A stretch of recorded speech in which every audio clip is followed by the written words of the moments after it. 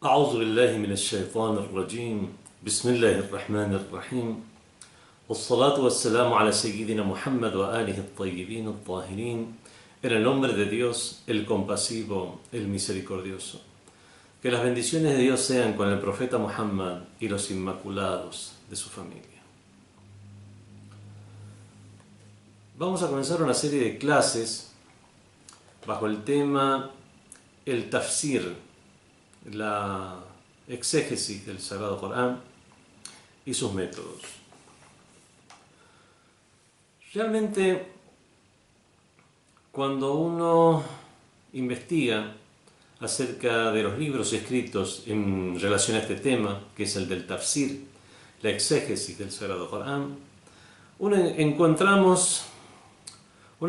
que muy pocos libros han sido tratados de esta manera como el Sagrado Corán, en lo que se refiere a la cantidad de explicaciones, comentarios que se han elaborado sobre el tema. Podemos decir que es el libro sobre el cual más se ha comentado, ya sea en su totalidad, o sea, comentario o explicación de la totalidad del Sagrado Corán, o exégesis de algunas de sus partes.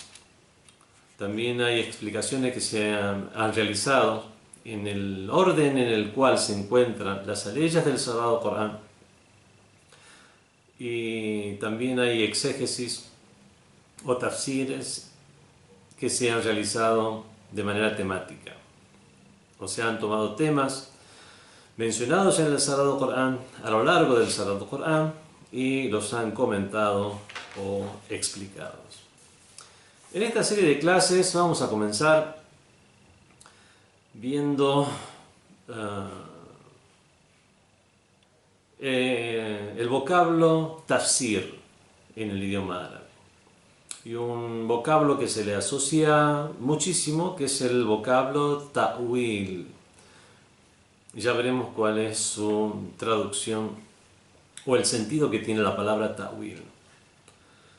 Entonces veremos en esta clase lo que es el tafsir, su significado en la lengua, en el idioma, o sea, su significado etimológico y su sentido istilahi, o sea, terminológico. Y de la misma manera haremos con el término ta'wil. Tafsir y ta'wil, bueno, son dos vocablos que se usan muchísimo dentro de lo que son las ciencias islámicas, dentro de los seminarios de ciencias islámicas. Son recurrentes estas dos palabras, incluso van más allá de este estudio en particular, que es el de la ciencia del tafsir. La palabra tafsir en el idioma, el significado etimológico de tafsir viene de fasara o fassara.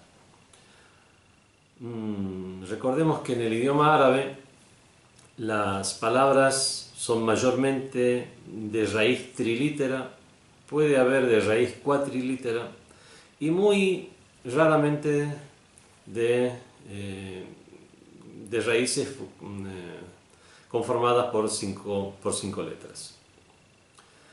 En estas palabras de raíces trilíteras, obviamente, sufren o les afectan los cambios morfológicos de la palabra. Por lo tanto, tenemos trilíteros simples, trilíteros compuestos. La palabra tafsir puede venir de fasara o fassara. Fasara es trilítero simple y fassara es un trilítero compuesto, thulathi mujarrad y thulathi mazid. En cualquiera de los dos casos tiene el mismo sentido, que es el de explicación. Fasara es explicar y fassara también es explicar, pero al haber sufrido esa al haberse visto afectado por esa transformación morfológica, se le incorpora un sentido, y este sentido sería el de énfasis, o sea, muy explicado, o mejor explicado, como sea el caso. Viene de la raíz trilítera de fasara o fassara, y en este caso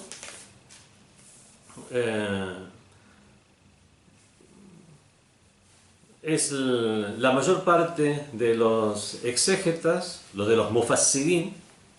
La palabra mufassir es otra de las variaciones morfológicas de la palabra, es el participio activo de fassara, es la persona que hace el tafsir, el mufassir.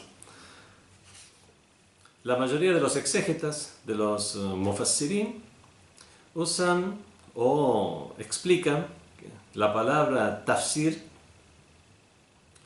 como, podemos traducirlo como una exégesis. Exégesis en el sentido de una explicación amplia, exhaustiva, detallada.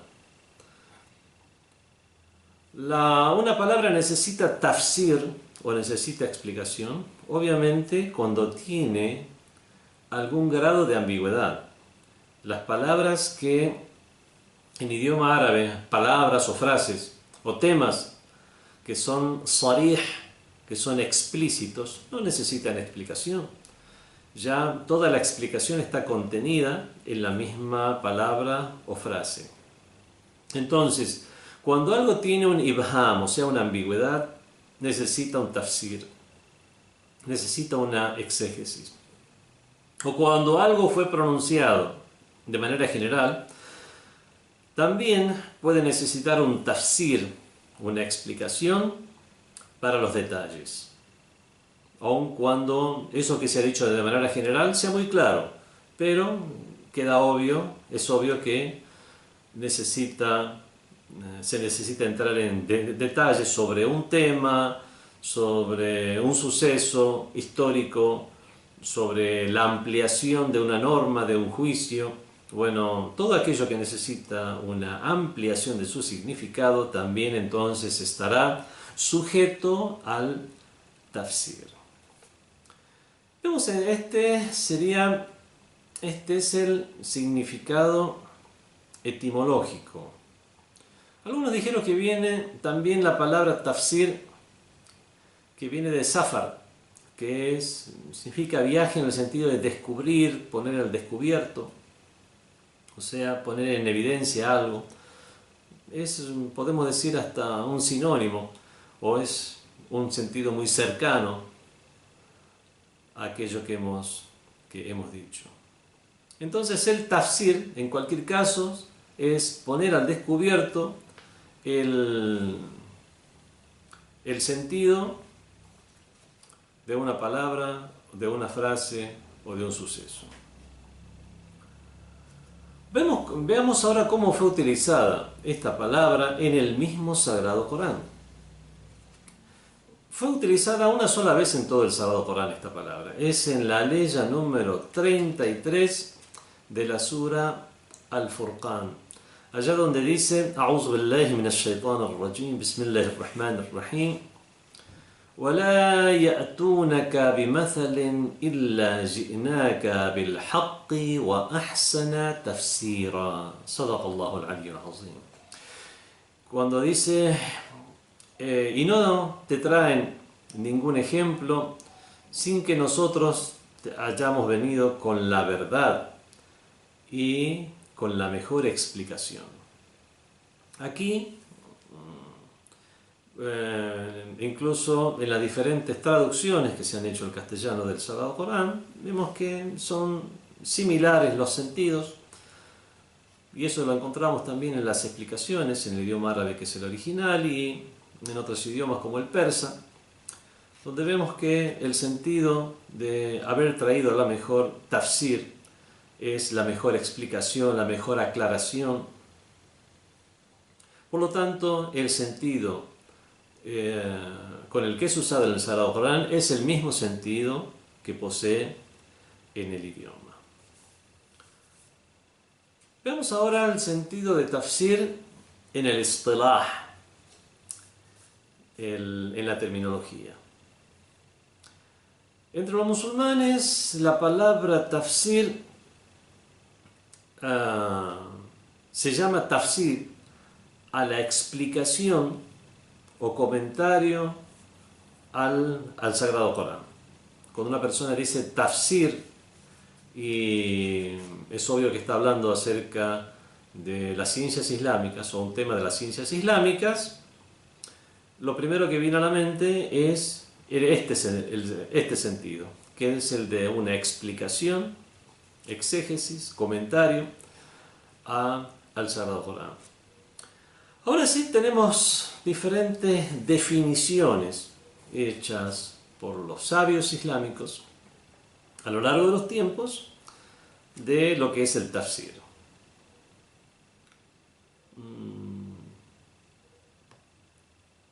Por ejemplo, el sabio Raghib al-Isfahani define el tafsir de la siguiente manera: التفسير في عرف العلماء كشف معاني القرآن. Según la comprensión o según lo que es consuetudinario entre los sabios, tafsir significa kashful ma'ani, dejar al descubierto los sentidos o significados del Sagrado Corán. Kashfu ma'ani al-Corán wa bayan al-murad, y aclarar los propósitos. أعم من أن يكون بحسب اللفظ المشكل وغيره, y no solamente en aquello que se relaciona a una palabra complicada, sino que va mucho más allá. وبحسب المعنى الظاهر وغيره, y tanto en lo que se refiere al sentido aparente como a otro, o sea, al no aparente. ¿Qué es lo que significa esto? Significa que es la explicación no solamente de las frases complicadas, es una explicación no solamente de aquello que fue expresado de manera aparente. Una frase, bueno, estos son estudios de semántica, podemos decir. Una frase puede ser explícita, no deja lugar a dudas, ambigüedad en cuanto a lo que se quiere decir. Puede ser explícita, puede ser, eso es sarija, puede ser zahir o zahira, puede ser aparente. ¿Qué significa que es aparente? O sea que en apariencia tiene este sentido, pudiendo tener otro. Entonces hay que explicar cuál es el sentido aparente y cuál es el otro al cual hace alusión. Una palabra entonces puede ser sarija, explícita, zahir, aparente. Puede ser mubhama, ambigua, en el sentido que puede tener o este sentido o este otro sentido. Uno de los dos sentidos. Por lo tanto, la explicación o el comentario es para explicar los dos sentidos que puede llegar a tener una frase o palabra o suceso. Entonces, lo que dice Raghib al-Isfahani es que el tafsir va más allá de una explicación a una palabra complicada o explicar el sentido aparente. Bueno, ahora comprendemos mejor qué es lo que quiso decir Raghib al-Isfahani con va más allá de explicar solo el sentido aparente. Otros han definido la ciencia del tafsir de la siguiente manera, como ilmu nuzul al-ayat, es la ciencia de conocer la revelación de las aleyas, la causa de la revelación de las aleyas, wa shu'uniha, y los asuntos pertinentes, wa qasisiha wal asbab an-nazila fiha, y conocer también todos los relatos que hay en ella, las causas por las cuales fueron reveladas las mismas, thumma tartib mekkiha wa madaniha, y conocer cuáles fueron reveladas en la Meca o en Medina, wa mutashabihiha wa nasikhiha wa muhkamiha wa mutashabihiha, saber cuáles son las aleyas determinantes, wa mutashabihiha, y cuáles son las que son alegóricas, que no tienen el sentido que es expresado es alegoría, que no es un sentido real. وَنَاسِخِهَا وَمَنْسُخِهَا. ¿Cuáles son aquellas leyes que son abrogantes? ¿Cuáles son las abrogadas? وَخَاصِهَا وَعَمِّهَا. ¿Cuáles leyes son las particulares y cuáles son generales? وَمُطْلَقِهَا وَمُقَيِّدِهَا. ¿Cuáles son dichas de manera absoluta y cuáles son restringidas a algo en particular? وَمُجْمَلِهَا وَمُفَسِّرِهَا. ¿Y cuáles son aquellas que se refieren a algo de manera global o a algo de manera detallada? وَحَلَالِهَا وَحَرَامِهَا. ¿Cuáles indican aquello que es obligatorio o aquello que es prohibido? وَوَعْدِهَا وَوَعِيدِهَا. ¿Cuáles son aquellas que hablan acerca de la promesa de recompensa en el más allá? El wa'd o el wa'id. ¿Y cuáles son las que hablan de la culminación o la advertencia de castigo? وَأَمْرِهَا وَنَهِهَا. ¿Cuáles son las leyes que tienen una orden, que tiene el sentido de orden وَنَهِهَا o de prohibición? وَغَيْرِهَا. Y así otras, وَأَمْثَالِهَا, y otras semejantes o afines. Vemos que bueno, esta definición es una definición muy larga que extiende mucho cuáles son los alcances de lo que es el tafsir o la exégesis del Sagrado Corán. Y obviamente para comprender todo esto hay que dominar muchas ciencias del idioma árabe, estudios del idioma árabe, estudios de historia, crónica, de la revelación del Sagrado Corán, también jurisprudencia, y así también muchos otros temas pertinentes. El sabio Abu Hayyan, en su libro Al-Bahr al-Muhit, nos dice que el tafsir es علم يبحث فيه عن كيفية النطق بألفاظ القرآن. Es la ciencia en la cual se estudia la forma en que se pronuncian los vocablos o las expresiones del Sagrado Corán. ومدلولاتها. ¿Y cuál es el sentido que tienen? وأحكامها al-afradiyya wa al-tarkibiyya. ¿Y cuáles son sus normas? Normas de carácter individual, como aquellas que son compuestas. Wa ma'aniha. ¿Y cuáles son sus sentidos? Allati tuhmal alayha. ¿Cuáles son los sentidos que puede llegar a aplicarse en ellas? Halat tarkib, cuando son compuestas. También tenemos otras definiciones, no vamos a verlas a todas, pero entendemos de las mismas que el propósito principal de la ciencia o el estudio del tafsir es comprender los sentidos de las aleyas. ¿Cuál es el propósito que Dios Todopoderoso tuvo al revelar las aleyas? Y obviamente necesitamos de estudios preliminares dentro de lo que es la currícula del estudio de las ciencias islámicas. Vemos que necesitamos muchas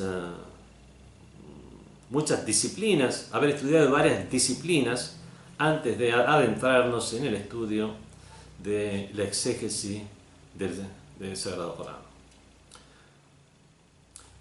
El sabio Az-Zarkeshi define el tafsir o la ciencia de la exégesis del Sagrado Corán de la siguiente manera: At-tafsir ilmun yufhamu bihi kitabullah al-munzal ala nabiyhi Muhammad sallallahu alayhi wa alihi al-munazzal. El tafsir, la ciencia o el estudio de la exégesis es el estudio mediante el cual se comprende el libro de Dios que fue revelado paulatinamente por Dios a su profeta Muhammad sallallahu alaihi wa alihi, wa bayan ma'anihi, y con el cual se comprende también para poder explicar sus sentidos, wa istikhraj ahkamihi wa hikamihi, y poder extraer sus normas, sus nociones de sabiduría, واستمداد ذلك من علم اللغة, y para ello y valerse para ello de la ciencia del idioma, والنحو, de la sintaxis gramatical, والتصريف, de la morfología, وعلم البيان, de la ciencia de la retórica, وأصول الفقه, la ciencia de los principios de la jurisprudencia, والقراءات, y conocer cuáles son las diferentes lecturas del Sagrado Corán, ويحتاج لمعرفة أسباب النزول, y también se necesita para ello el conocimiento de las causas de la revelación, والناسخ والمنسوخ, y conocer también cuáles son las leyes abrogantes y cuáles son las abrogadas. Bueno, hasta aquí la definición de exégesis del Sagrado Corán que nos da Az-Zarkashi. Az-Zarkashi aquí ha incorporado lo que es la ciencia de usul al-fiqh, de los principios de la jurisprudencia. Aquí debemos hacer una aclaración. Ciencia de principios de jurisprudencia. Al fin y al cabo, la jurisprudencia es una disciplina diferente de la del tafsir o la exégesis del Sagrado Corán. ¿Por qué nos menciona aquí Az-Zarkashi como una materia preliminar para estudiar el tafsir? Usul al-fiqh, principios de jurisprudencia. Esta materia, usul al-fiqh, se denomina de esta manera usul al-fiqh o principios de jurisprudencia porque fue elaborada, fue tomando forma a lo largo de los siglos dentro de las diferentes escuelas del Islam, escuelas sunitas, la escuela chiita, fue tomando forma como un estudio preliminar para el fiqh o jurisprudencia, para tener las herramientas para poder realizar los estudios de fiqh o jurisprudencia.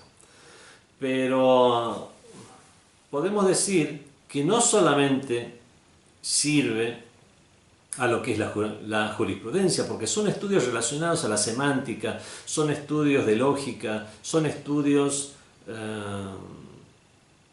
son diferentes estudios que nos sirven en todas las ciencias islámicas, que el motivo por el cual fue desarrollado o se desarrolló fue la jurisprudencia. Y es por eso que merecería más ser llamada usul al-ulum al-islamiyya, los principios para el estudio de las ciencias islámicas, pero es conocida como la ciencia de los principios de jurisprudencia. Vemos con todas estas explicaciones que, para resumir todas estas explicaciones, podemos decir que el propósito de la ciencia del tafsir o el estudio del tafsir o exégesis del Sagrado Corán son dos cosas. Primero, dejar en claro, aclarar aquellos casos en los cuales una frase, palabra, expresión tenga algún tipo de ambigüedad, algún tipo de problema en su comprensión. Y eso en primer lugar. Y en segundo lugar, detallar los casos o las cosas que fueron mencionadas en el Sagrado Corán de manera global. Estos serían los dos propósitos generales que se pretende con la ciencia del tafsir. Bueno, con esto terminamos el vocablo tafsir. Veamos ahora el vocablo ta'wil, un vocablo que es tan afín también a esta materia que es la de la exégesis del Sagrado Corán. ¿Qué es el ta'wil? Hay mucho para decir acerca del ta'wil. ¿Qué es lo que significa? ¿Cómo podemos llegar a traducir esta palabra? ¿Existe una traducción o no? Veamos el ta'wil en el idioma. Etimológicamente hablando, el ta'wil viene de la raíz awwala o awala, que para los lingüistas esto significa volver a lo inicial. La palabra awwal en árabe significa primero. Volver a lo inicial, volver al inicio. El sabio Ahmad ibn Faris, fallecido en el año 395 de la Égira lunar, en su libro Mu'jam Maqayis al-Lugha, el compendio de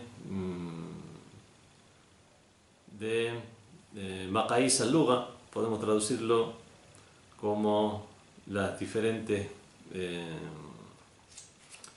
ejemplos o modelos del idioma. Los Maqayis son los modelos de los verbos, los modelos de las palabras, las diferentes formas que en la morfología puede llegar a adoptar una palabra. Eso se llama el Maqayis, así que podemos decir los modelos de la palabra. En este libro, al hablar acerca de la palabra ta'wil, nos dice que tiene dos sentidos. Y estos dos sentidos se originan en las dos raíces que puede llegar a tener. Primero, puede provenir de la raíz awala, que es hacer que algo vuelva al principio. Y otras se dice que viene de la raíz al, de ahí viene el ma'al, que es el resultado de algo. ¿Cuál es la consecuencia de algo? Entonces tiene un sentido contrapuesto. El principio de algo o el final de algo. Son sentidos contrapuestos. Tenemos muchas palabras en el idioma árabe que tienen estos sentidos que son contrapuestos. Por ejemplo, la palabra maula. Maula en el idioma árabe significa patrón, amo. Y por eso es que cuando nos dirigimos a Dios decimos ya maulai, o amo nuestro, o patrón nuestro, o tutor nuestro. Pero maula, que significa amo, también significa esclavo, criado. Por ejemplo, leemos en la historia que Qambar era maula del Imam Ali. No era patrón del Imam Ali, era un criado del Imam Ali. Los mawali, ¿quiénes son los mawali? Incluso hubo una dinastía de sultanes y gobernantes que son los mawali. Bueno, tenemos muchos de aquellos que ingresaron al Islam en las primeras épocas eran llamados los mawali, no eran los patrones. Adquirieron este nombre por haber sido primeramente personas que habían caído prisioneros en las guerras con los otros imperios de la época y que después se hicieron musulmanes. Y se extendió ese nombre para los no musulmanes en general, aun cuando no hayan caído prisioneros en una guerra contra las fuerzas del Islam. Entonces, en un primer momento se llamaban los mawali, que es el plural de maula. Vemos que entonces maula tiene dos sentidos. La palabra significa amo y significa un esclavo. Otras palabras que tienen un sentido contrapuesto podemos decir la palabra shara. Shara en árabe es tanto comprar como vender. Encontramos que en el Sagrado Corán que dice respecto a los hermanos de José que lo vendieron a José وَشَرَوْهُ بِثَمَنِ بَخْسٍ y lo vendieron por un precio ínfimo, insignificante. Aunque obviamente no significa lo compraron, significa lo vendieron. El que conoce la historia de José sabe que ellos vendieron a su hermano como esclavo. Y tenemos también la palabra ishtara, que viene de raíz shara también, que a cualquier árabe parlante le preguntamos qué significa ishtara, significa comprar. Entonces vemos también, es más, cuando uno estudia la jurisprudencia y estudia el tema de las transacciones al mu'amalat, hay un momento dado que uno estudia el tema de ashara, y la traducción de eso es la compra-venta y no simplemente la compra. Y así muchos otros vocablos en el idioma árabe que tienen sentidos contrapuestos. Bueno, y esta contraposición, en el caso de la palabra ta'wil, proviene de los dos posibles sentidos, o posibles orígenes de la palabra. Pero también muchos han dicho que esta es una contraposición de tenor lingüístico, de tenor expresivo, pero que en la realidad significan una sola cosa, y eso lo vamos a ver ahora mismo cuando veamos los otros sentidos de la palabra ta'wil. Respecto a esta palabra, el ta'wil, en el Sagrado Corán fue usado de diferentes maneras. Fue utilizado tanto en lo relacionado a una palabra, a una expresión, como en lo relacionado a una acción, como en lo relacionado a los sueños. Tenemos entonces ta'wil el kalam. ¿Qué significa hacer ta'wil de una frase? ¿Qué significa hacer ta'wil de una acción?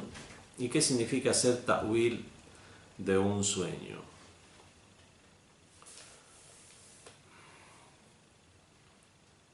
Teniendo en cuenta los dos posibles sentidos de la palabra ta'wil, que una es el volver a los inicios, en el sentido cuál es el propósito inicial,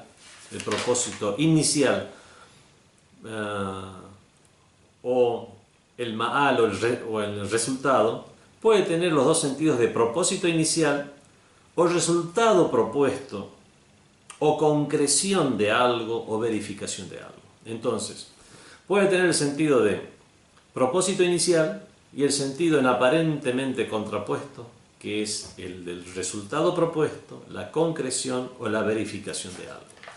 Teniendo en cuenta estos dos sentidos de la palabra ta'wil, y en los tres casos en los que se ha mencionado la palabra ta'wil en el Sagrado Corán, que son la expresión, la acción y los sueños, le aplicamos los dos sentidos a cada uno, nos queda 6 sentidos.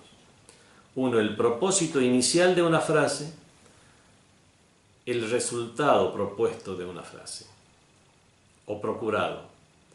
2, el propósito inicial de una acción, o puede ser la verificación de una acción o concreción de esa misma acción.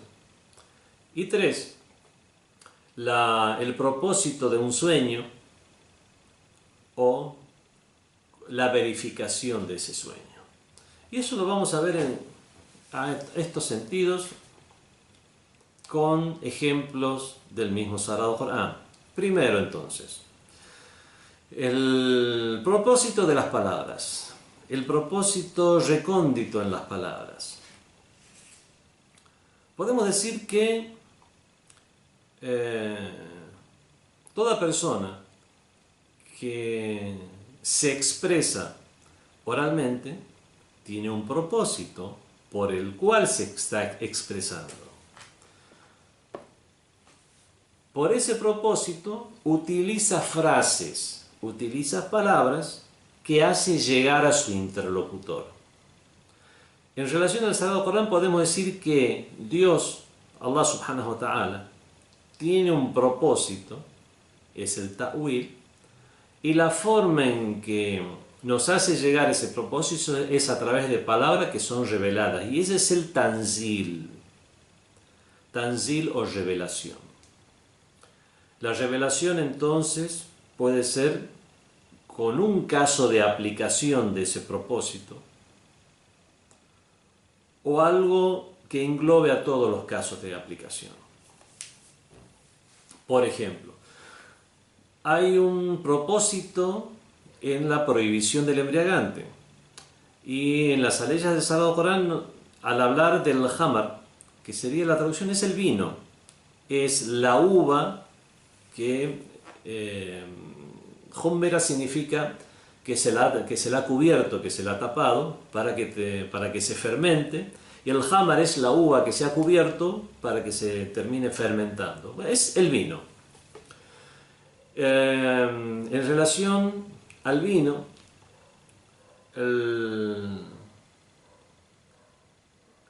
la prohibición del vino fue de manera paulatina hasta que finalmente el Sagrado Corán al hablar del hamar dicen fajtanibuh, alejaos o absteneos de ello. Algunos pícaros podían llegar a decir, bueno, se ha prohibido el vino, se ha prohibido el hamar, no se ha prohibido el nabid, no se ha prohibido la cerveza, porque se ha prohibido aquello que fermenta de la uva, no aquello que fermenta de la cebada, por ejemplo, el nabid. Y tenemos explicaciones en los hadices, que es la tradición del profeta de Islam, que se llaman hadith mansus al-illa, hadices cuya causa fue explicada. En este caso, nos ha llegado hadices que nos dicen al-hamar haram li'annahu muskir. El hamar o el vino está prohibido li'annahu muskir, porque es embriagante. Entonces, como tenemos al-illa, la causa, es mansus al-illa, la causa ya está explícita, y es por eso que toda aquella bebida que sea embriagante le cabe el mismo juicio que es el de la prohibición. Podemos decir que la prohibición del embriagante, el ta'wil de ese juicio es la prohibición del embriagante. El tanzil, la revelación en la ley, está en la prohibición del vino. Eso es lo que han comprendido los interlocutores del Sagrado Corán en su época, en el idioma árabe, en ese momento, pero no podemos decir que el ta'wil sea en esas mismas expresiones o ese mismo caso en particular que es simplemente el vino. Por lo tanto, no estarían incluidos la cerveza, el whisky, el vodka, etc. No es así, sino que eso tiene un tafsir y tiene un ta'wil. Ya vamos a seguir. Primero terminemos con el tema lingüístico. Entonces, una aleya con la cual podemos ver que el primero de estos significados, como fueron usados en el Sagrado Corán, que es ta'wil el kalam, en el sentido de el propósito inicial que se tiene en una frase, es la aleya en la cual Dios nos dice, A'udhu billahi minash shaitanir rajim, Huwa alladhi anzala alayka al-kitab. Él, Dios, es quien te ha revelado el libro. Minhu ayatun muhkamat. En él hay aleyas que son determinantes. Hunna ummul kitab. Ellas son la matriz del libro. Wa ukharu mutashabihat. Y hay otras aleyas que son alegóricas. Fa amma alladhina fi qulubihim zayg. En cuanto a aquellos en cuyo corazón hay un extravío, fayattabi'una ma tashabaha minhu. Siguen aquellas aleyas que son alegóricas. Ibtigha al-fitna, procurando la fitna, la sedición, la discordia, hacer problemas. Wabtigha ta'wilih, y procuran de esa manera su ta'wil. وَمَا يَعْلَمُ تَأْوِيلَهُ إِلَّا اللَّهُ وَالرَّاسِخُونَ فِي الْعِلْمِ. Pero no conocen su ta'wil sino Dios y los imbuidos en la ciencia. Vemos aquí, nos queda claro, por la forma en que está utilizada, por el contexto de la ley, que ta'wil significa el propósito de las palabras de Dios. Procuran el propósito, pero solamente conocen su propósito, su ta'wil, Dios y los imbuidos en la ciencia. Veamos ahora la ta'wil, el kalam, o hacer ta'wil de una frase en el sentido de el resultado procurado de algo. Y esto lo encontramos en la ley del Sagrado Corán, que nos dice, la ley anterior que habíamos visto estaba en la sura Ali Imran, la sura 3, la ley número 7. Ahora, para ver el ejemplo de ta'wil, ta'wil de una frase como resultado procurado, veamos qué nos dice la ley que está en la sura Al-A'raf, la sura número 7, en las aleyas 52 a 53. Leemos. وَلَقَدْ جِئْنَاهُمْ بِكِتَابٍ.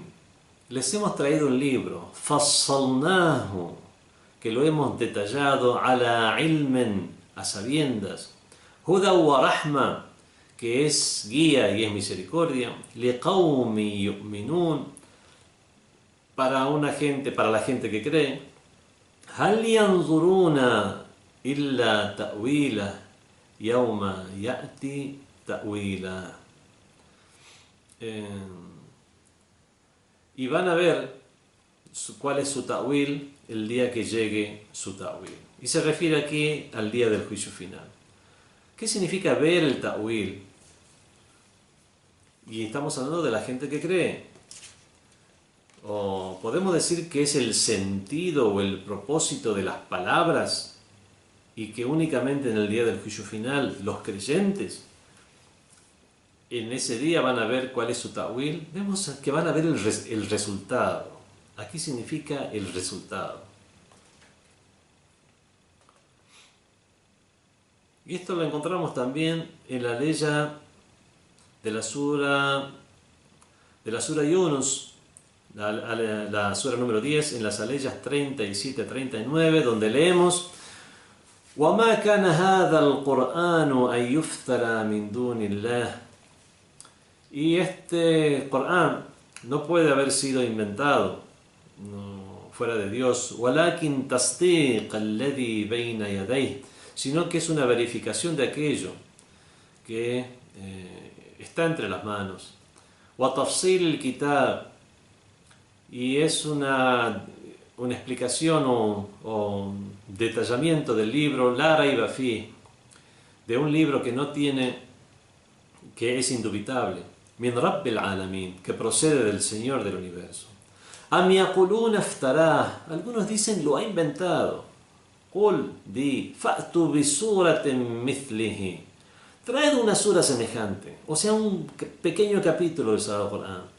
Wad'u man istata'tum min dunillah, e invocad, procurad la ayuda de quien podáis fuera de Dios, in kuntum sadiqin, si es que sois veraces. Bal kadzabu, pero desmintieron, bima lam yuhitu bi'ilmih, desmintieron aquello sobre lo cual no tenían conocimiento. Walamma ya'tihim ta'wilu, siendo que no les ha llegado todavía su ta'wil. Bueno, en esta ley también vemos que cuando dice y todavía no les ha llegado su ta'wil, vemos que por el contexto de la ley entendemos que ta'wil aquí también significa el resultado procurado o las consecuencias o la concreción o verificación de las expresiones o de las verdades y realidades. Vemos que aquí tiene el sentido no de propósito inicial, sino de verificación o concreción. Vemos ahora al ta'wil de una acción, en el sentido del propósito de una acción. Cuando hablamos del propósito que una persona tiene de una acción, no estamos hablando de la acción misma. Imaginemos a alguien que está en un camino y que quiere desviar a otros. Llegamos a una intersección, a un cruce de caminos, y hay unas indicaciones, una flecha, que indica hacia dónde hay que dirigirse para ir a tal lugar y a dónde hay que dirigirse para otro lugar. Y hay una persona que lo que hace, su acción es cambiar la orientación de estas flechas o estas indicaciones. La acción de él fue cambiar las flechas, pero el propósito que tuvo al cambiar la flecha es el de engañar, el de perpetrar un mal acto, una artimaña. Entonces el acto en sí no es una artimaña, el acto es cambiar la flecha. El propósito del acto es la artimaña, el propósito del acto es el malo, es lo que está mal. Entonces vemos que nos ha llegado en el Sagrado Corán la palabra ta'wil respecto a una acción como el propósito de una acción. Y esto lo encontramos en la Sura Al-Kahf.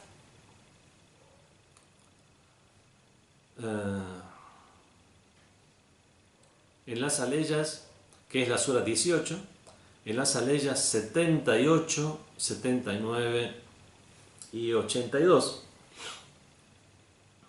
donde leemos Qala.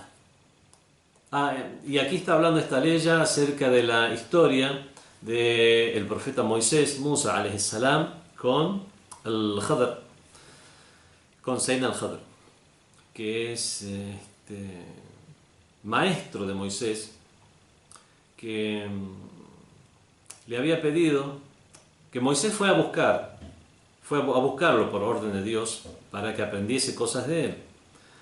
Y Sayyidina al-Khadr le había pedido que no le pregunte o no le cuestione aquello que no entienda. Entonces, mientras caminaban o iban en su viaje, el Sayyidina al-Khadr,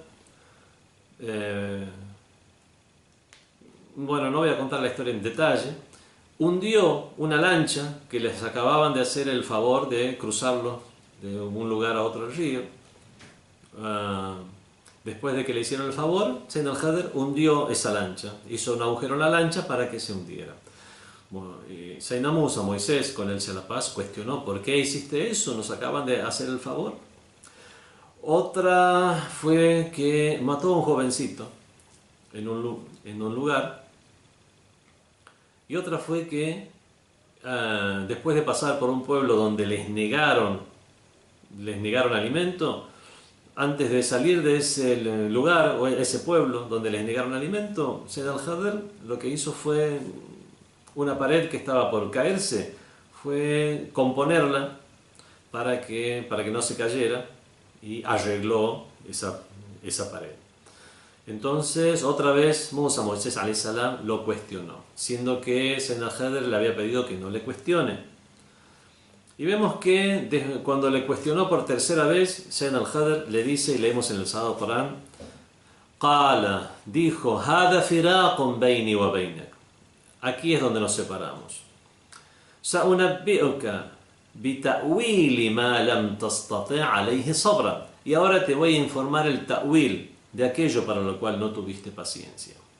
Amma as-safina, en cuanto a la embarcación, fakanat limasakin, era de personas pobres, ya'maluna fil bahr, que trabajaban con la misma en el mar. Fa'aradtu an a'ibaha, pero quise provocarle un defecto.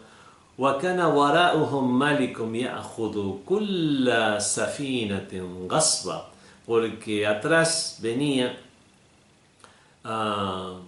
nuestro venía, o después nuestro, venía un rey que estaba decomisando, usurpando toda embarcación que encontraba. Entonces, al provocarle ese defectos, o se iba a hundir o iba a estar a medio hundir, iba a pasar el rey, no se la iba a llevar al verla defectuosa, y después simplemente iban a arreglar esa embarcación. Y así también con respecto a las otras acciones que realizó. Vemos que de esta ley y de las otras entendemos que ta'wil aquí, sa'unabbi'uka bita'wili ma lam tastati' alayhi sabra, y ahora te voy a informar cuál es el ta'wil que no tuviste paciencia, por lo cual no tuviste paciencia. Aquí significa que te voy a informar del propósito, el propósito de esta acción que yo he realizado. Veamos la palabra ta'wil entonces, ta'wil de una acción en el sentido de concreción de algo o verificación de algo.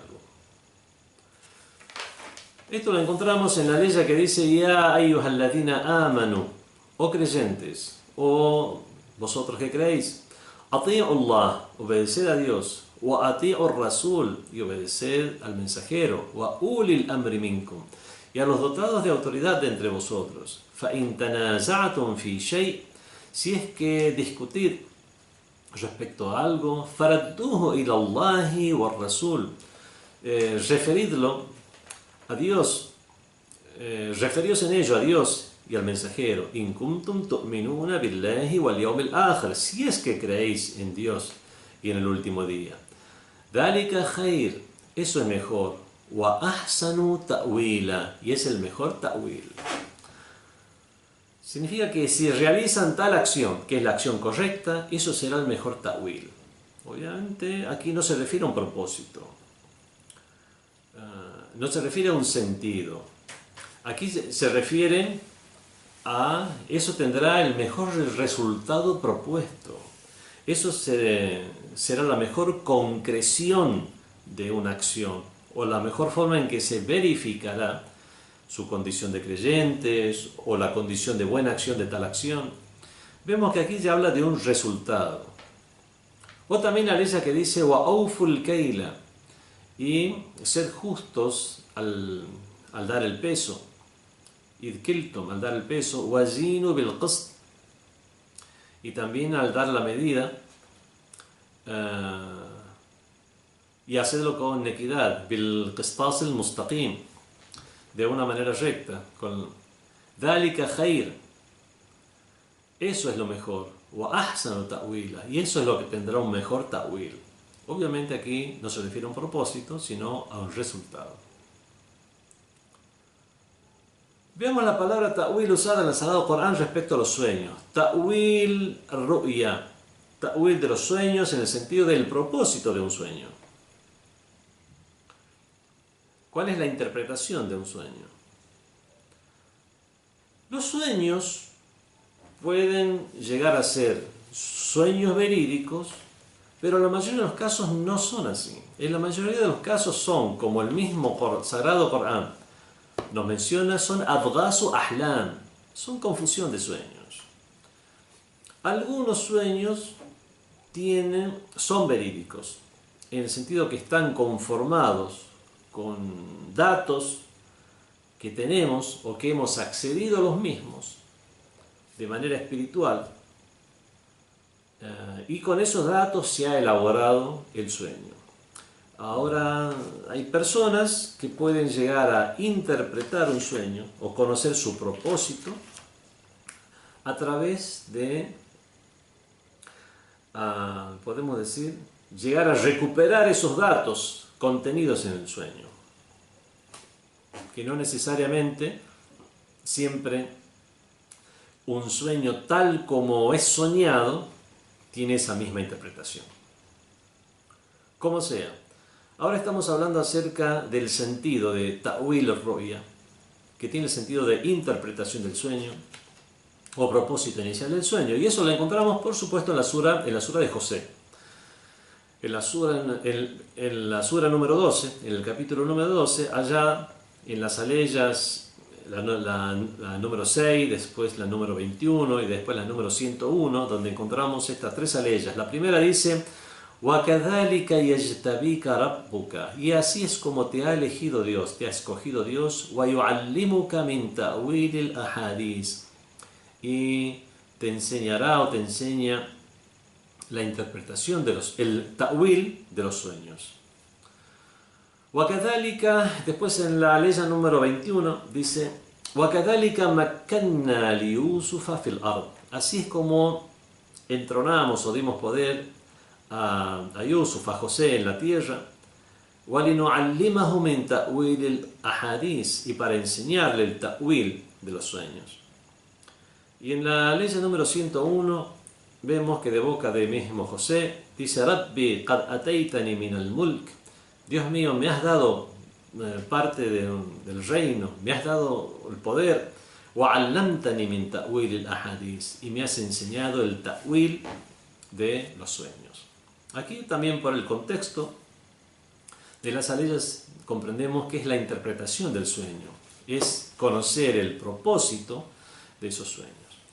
Pero también en el mismo Sagrado Corán encontramos la expresión ta'wil al-ru'ya o ta'wil de los sueños en el sentido de la verificación del sueño. En la misma sura Yusuf, en el mismo capítulo de José, en la ley número 100, cuando dice después, porque al principio del del capítulo de la sura de José, le cuenta a José a su padre, le dice: Inni ra'aytu ahada ashara kawkaban, he visto a 11 astros, والشمس والقمر, y he visto al sol y a la luna, رأيتهم لي ساجدين, y los he visto inclinados a mí o prosternados ante mí. Y después en la aleya número 100 se dirige a su padre, después ya de que pasó toda la historia y se encontró con él otra vez en Egipto, se dirige a su padre, a Jacob, y le dice: هذا تأويل رؤياي, este es el ta'wil de mi sueño, min qabl, que tuve antes, قد جعلها ربي حقا, que Dios ha dispuesto como verdad. O sea, esta es la verificación de mi sueño, sería, no esta es la interpretación de mi sueño, porque es un suceso que ya ha tenido lugar. Aquí tiene el sentido de verificación. Vemos entonces que del vocablo ta'wil es usado en el Sagrado Corán también en sus dos modos, que es tanto el de propósito inicial como el de concreción, verificación o resultado. La palabra ta'wil ha sido materia de discusión entre los sabios del Islam. No vamos a ver la opinión de todos, nos vamos a conformar con la opinión de dos grandes sabios contemporáneos, como son el Allama Tabatabai, Sayyid Muhammad Hussein Tabatabai, rahmatullahi alayh, que Dios tenga compasión de él, autor del famoso libro de exégesis coránica Al-Mizan fi Tafsir al-Qur'an. Al referirse a ta'wil, nos cuenta o nos dice que ta'wil es esa realidad que algo tiene aparejado o algo está cimentado. Y de esta manera lo expresa con una sola frase, no le da dos sentidos, le da un solo sentido, no como tanto el de propósito inicial como el de concreción o verificación. Le da un solo sentido, que es el de una realidad sobre la cual o está cimentado o es la realidad que trae aparejada, pero es una sola realidad y no dos sentidos. Y en relación a una expresión, a una palabra, puede ser su interpretación, como puede ser también su verificación. Lo mismo con respecto a una acción. En una acción, el ta'wil de una acción es la conveniencia de la misma o el propósito de la misma. Y el ta'wil de un suceso es también o el beneficio que puede llegar a tener un suceso, o el buen final que puede llegar a tener un suceso, y es el propósito por el cual que tiene. Vemos que de esta manera trata el sabio Allama Muhammad Hussein Tabatabai de ya no dar dos sentidos, sino uno mismo, que es esa realidad que está más allá de la frase o del caso de aplicación, que es estrictamente el caso de aplicación al cual se está refiriendo una ley, en este caso del Sagrado Corán. Eso lingüísticamente hablando. Y ta'wil del Corán, el ta'wil del Corán, significaría esas realidades externas que existen, por la cual o a lo cual se dirigen o gira en torno a ello la aleya, el hadiz, el suceso, el sueño, y de esta manera unifica y hace una diferencia entre lo que es una realidad exterior, de diferenciar entre la realidad exterior y lo que es una frase o una acción o un sueño que expresa esa realidad. Por ejemplo, las mismas aleyas del Sagrado Corán son una forma de expresar una realidad, pero no son la realidad misma. Y esto lo podemos comprender de la ley del Sagrado Corán, que dice en la Sura Zukhruf, la Sura 43, en la Aleyas 1 a la Aleya 4, leemos Hamim, wal kitabil mubin, por las letras Ha, por la letra Mim, wal kitabil mubin, por el libro claro. Inna ja'alnahu Qur'anan Arabiyyan, ciertamente que lo hemos dispuesto como un Corán árabe, la'allakum ta'qilun, para que así lo razonéis. Wa innahu fi ummil kitab, y él mismo se encuentra fi ummil kitab, en la matriz del libro, la deina ante nosotros, eso está ante Dios, la aliyun hakim, y es altísimo y es sapientísimo. Vemos que aquello que os fue revelado en la forma de Corán es un Corán árabe y fue revelado de esta manera para que lo razonéis, pero el mismo se encuentra en la realidad en la matriz del libro.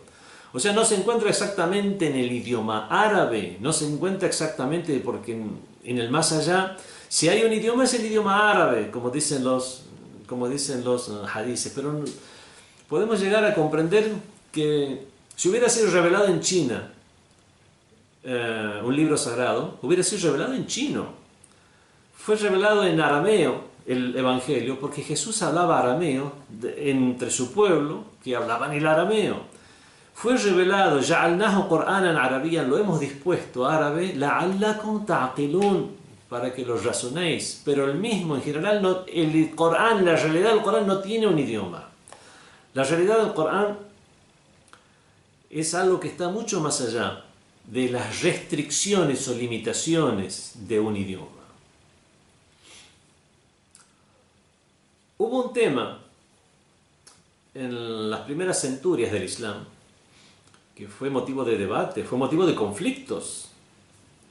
Hubo matanzas a causa de este tema, que es adoptar una postura sobre si el Corán es eterno al ser palabra de Dios, y la palabra de Dios es eterna, o si el Corán fue creado.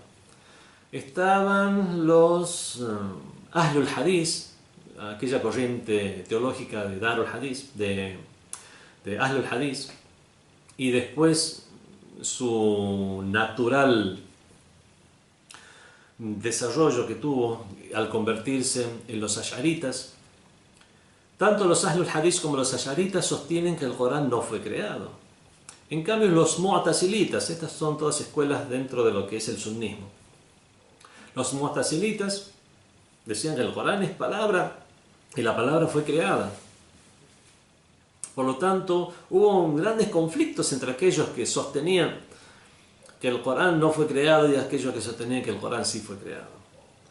Preguntaron a uno de los imames de Ahlul Bayt, y para alejarse de los conflictos hizo la salvedad, no solamente para alejar el conflicto, sino que explicó de la siguiente manera el tema, como para acallar los conflictos y a la vez enseñar a la gente cuál es la realidad del Corán.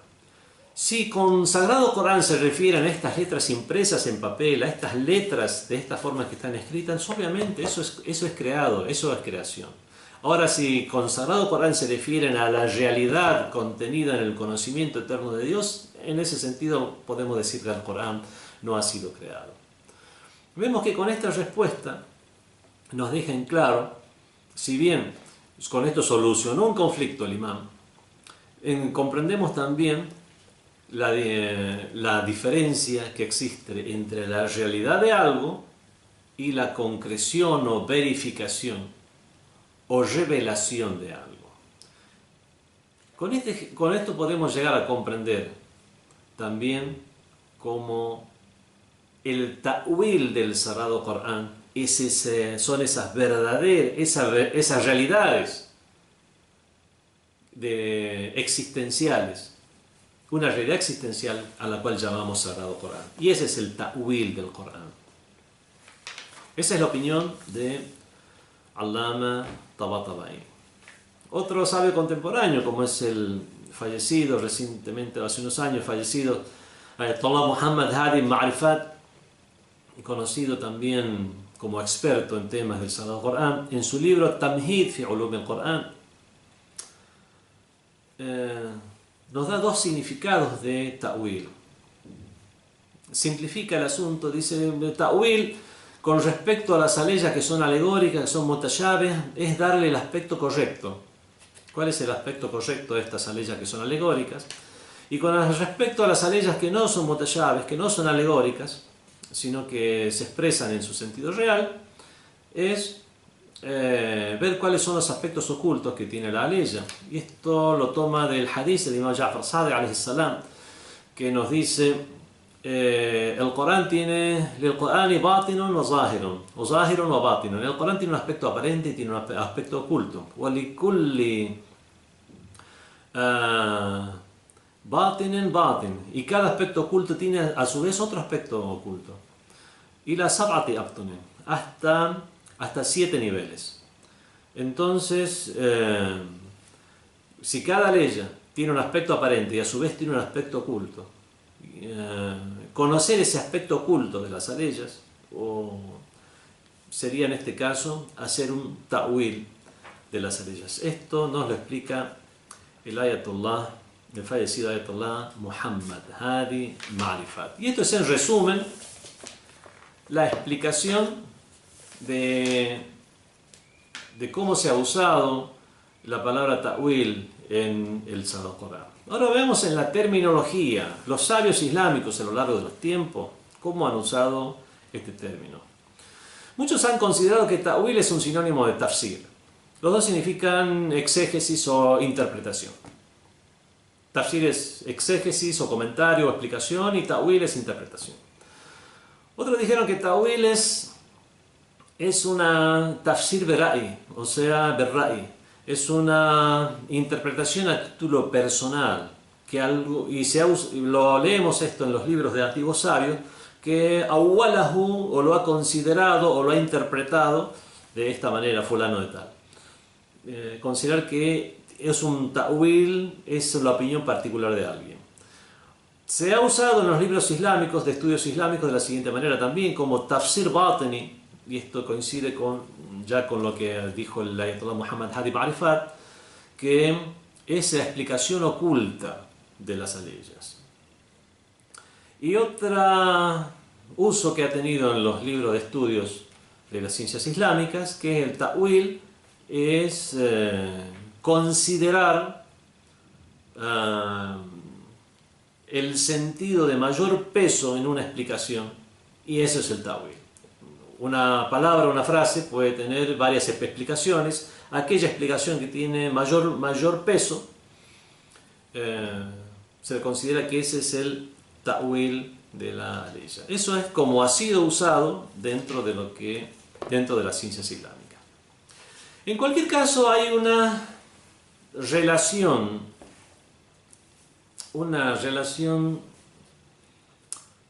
podemos decir, de carácter lógico o racional entre los vocablos tafsir y ta'wil, en el sentido que